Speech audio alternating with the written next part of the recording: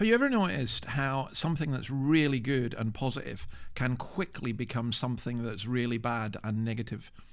So I have just observed that that can happen with different things, and that happens with religion as well. There's a lot, and it happens with people who profess to be Christians too, that we can take something that's really good and it can become something really negative. Well, in today's Coffee with Jesus, we see that being played out in the continuing story of the disabled man at the pool of Bethesda who was healed. And in John 5 verse 9, we read this: the day on which this took place was the Sabbath, and so the Jewish leaders said to the man who'd been healed, "It is the Sabbath. The law forbids you to carry your mat." But he replied, "The man who made me well said to me, 'Pick up your mat and walk.' So they asked him, 'Who is this fellow who told you to pick it up and walk?' The man who was healed had no idea who it was, for Jesus had slipped away into the crowd that was there." Now, there is so much here.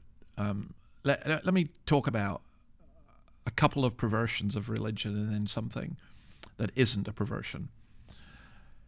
One is the perversion of religious rules and laws. So the Sabbath was given for good. The Sabbath was made for us. The idea of having a day of rest and a day of worship for everybody is a fantastic idea. I just don't, by the way, buy into Christians who say, well, we've used to have 10 commandments, but now we've got 9. No, I think we've still got the 10, and I think the Lord's Day is a great idea, and I think to organize society, or not just the church or the individual, but society on the basis of a 7-day week where you have 1 day a week, which is set apart for God, is a brilliant thing. But you get legalists, and these people were legalists. That's what they were. They did so much harm in that regard. So they had 39, for example, when it said don't work, they had 39 degrees of work, including one which was you couldn't remove something from one place to another, from one domain to another. So they stopped this man, and he immediately says, well, it was the man who healed me said, pick up your mat. And that makes it 10 times worse for them, because this man could have been ignorant. But somebody who was able to heal obviously must have been some kind of great teacher like them, and he should know better.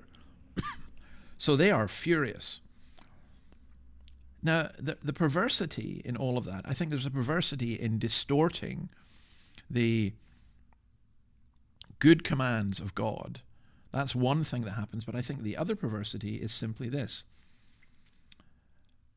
the lack of compassion. The man who was healed,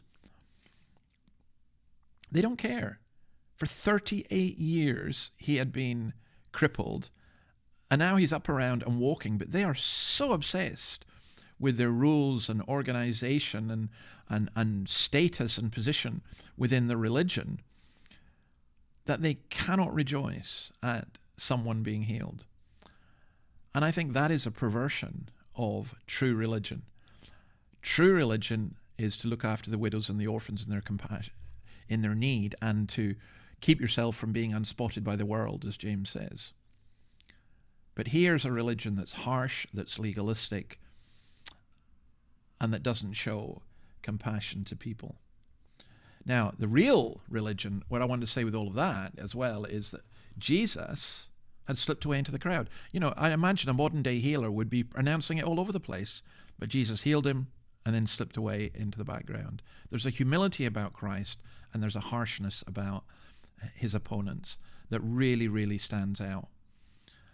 And I just want to leave you with this thought, that on my own heart, sometimes I can be too harsh, sometimes I can be too hard, and not show the tenderness and the compassion of Christ. And sometimes we can even use our faith as a means to beat people rather than as a means to assist and help them.